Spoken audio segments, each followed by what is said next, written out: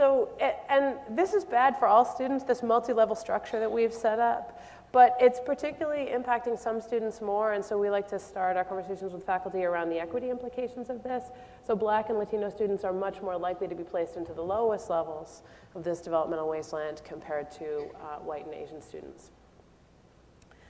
And so this is the argument we make, that this is fundamentally a structural problem, and it's never going to be enough to just tinker with solutions like add a student success course or do some, placement prep might help, but it's still if you maintain a 3-level or more structure, you're never going to change the numbers.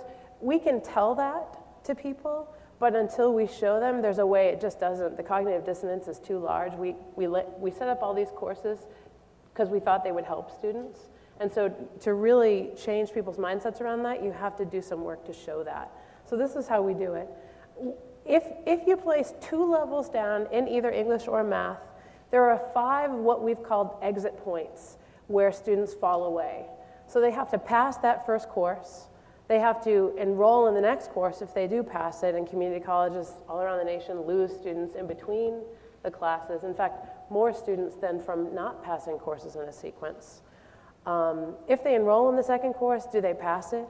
If they pass it, do they enroll in the next course? And if they enroll in that college level course, how many of them pass it? Are you with me about the structure and how there's 5 exit points? Every course you add adds an exit point, which is why not having integrated reading and writing sequences leads to lower completion rates of the gateway course, because there's more courses, more exit points. And so this is what it looks like at my own college, Chabot, which has an English sequence that has 2 developmental courses, as well as the 1 semester accelerated course that we've become quite well known for. Students who do this is actual data from a 4-year study, several thousand students. 55% of the first-time takers of that 2 levels down course passed that course.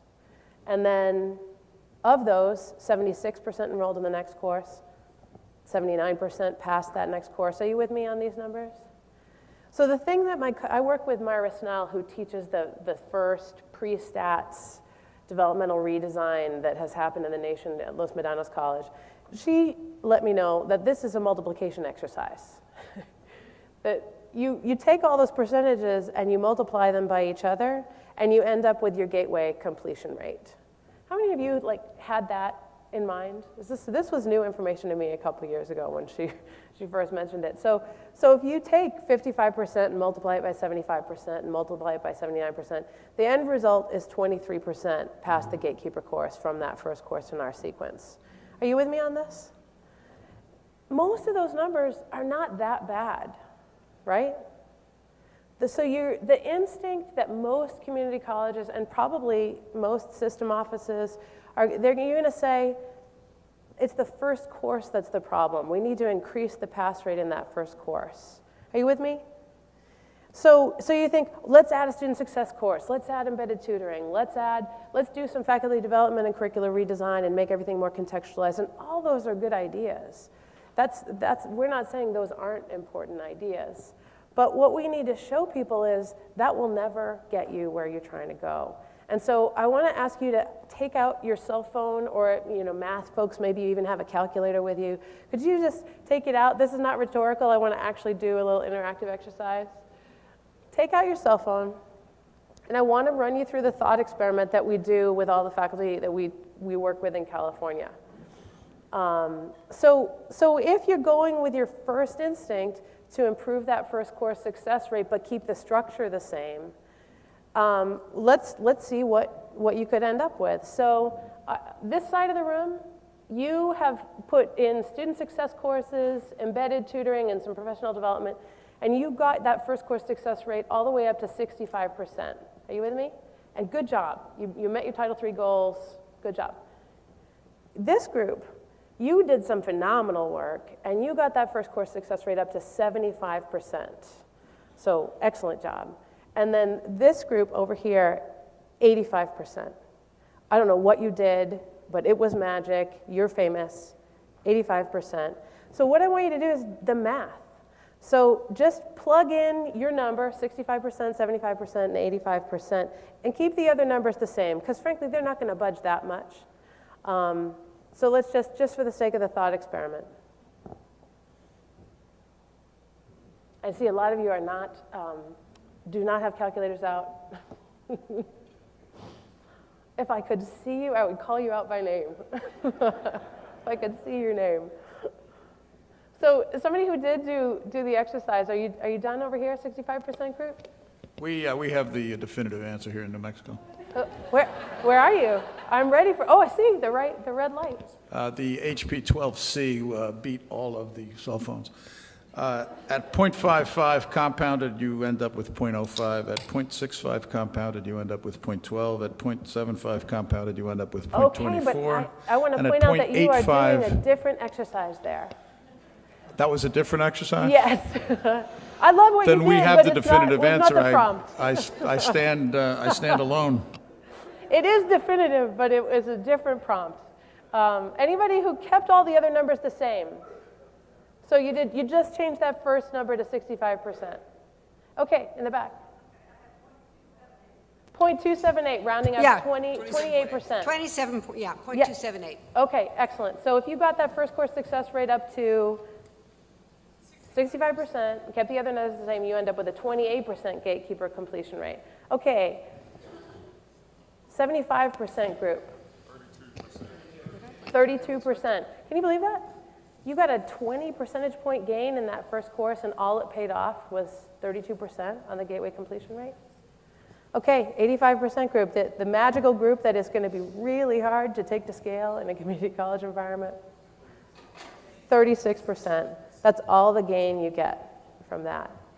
So this is where we just you need to make it very real for people that just increasing course success rate, but keeping all those levels in place, you're never going to move the needle of the gatekeeper completion rate, which is really, that's the momentum point place. They didn't come here to take developmental algebra. You need the gatekeeper course. That's the one that matters. So this is more like what the first gentleman was doing, is we just made a table to show you different configurations. If you had a 70% success and persistence rate at every level, what your gateway completion rate would be for each starting placement, 80%, 90%. And the thing we like to just show is if they start 3 levels down, and even if you had the unheard of results of 90% passing and 90% persisting at every level, less than half of the students from that starting cohort would go on to pass the gatekeeper class. That's why there needs to be a fundamental redesign and a shortening of developmental pipelines. That is a bottom line issue. Because you have to eliminate the exit points where you lose the students and where your pools get really small. This is the working definition that we offer of developmental education. The word acceleration has become kind of popular, and I think sometimes it's used more as a buzzword than a very precise definition of curricular restructuring. And so we're super clear when we're talking to people across California that this is what we mean. It's curricular restructuring that reduces sequence length and eliminates exit points. Ideally, it includes a reconsideration of curricular content, is what we're teaching, what students truly need to succeed in college English or math. And that goes back to the pathways issue that several people have spoken of already. So if you're heading to statistics, conservatively, 70% of that content covered in the long algebra sequence that the placement tests measure doesn't ever come into play. It's not actually prerequisite knowledge. So the California colleges who are working with us in the California Acceleration Project are all keeping their eye on that one outcome measure, which is what percentage of students from different starting placements go on to complete gatekeeper English and math courses, transferable courses. And there's lots of ways to do this. So my own college has a very long-standing accelerated course, which is a 4-unit integrated reading and writing course that's completely open access. A student can skip the placement test entirely, welcome, and then do their best in the class. The tests aren't predictive anyway. And I would say even for students at the very bottom of the scale, there's no group of students that does better in our slower path, which is why I'm kind of sometimes alienating my colleagues who believe in the slower path by pushing that we get rid of it, because I think it doesn't serve them. I think we should do accelerated and maybe accelerated plus with sort of additional support built in for students that need extra assistance. These are some of the models that we put out there. Mainstreaming students into college level courses. Peter Adams is going to be joining us for the academy later. They're the most well known for that very successful model where they take students who are officially placed into developmental courses, mainstream them into the college level gatekeeper course, and then provide a support class taught by the same instructor. Very effective model. Open access integrated reading and writing courses, that's what my own college, Chabot College, has been doing for 15 years. Open access pre-statistics courses, that's what Myra Snell, my partner in this project, developed at Los Medanos. And she doesn't screen out the arithmetic placement. She doesn't screen out the pre-algebra. She lets anybody in and provides just-in-time remediation when you got to review how to calculate a percentage in order to do the data analysis, that she just builds that into the class. And the students, even from those very low starting placements, are much more successful in that pathway than in the longer sequence. The longer sequence serves no one.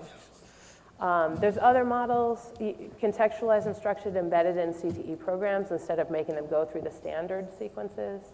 Mechanisms for bypassing remedial levels, like Chaffey College has a 3-week review course for students who place into arithmetic, retest them. Most of them who complete that course go on to retest into intermediate algebra 1 level below transfer, and then they offer a late start of that. So inside 1 semester, they took care of 4 levels without doing the challenging curricular work of redesigning and thinking about whether all that content was necessary in the first place.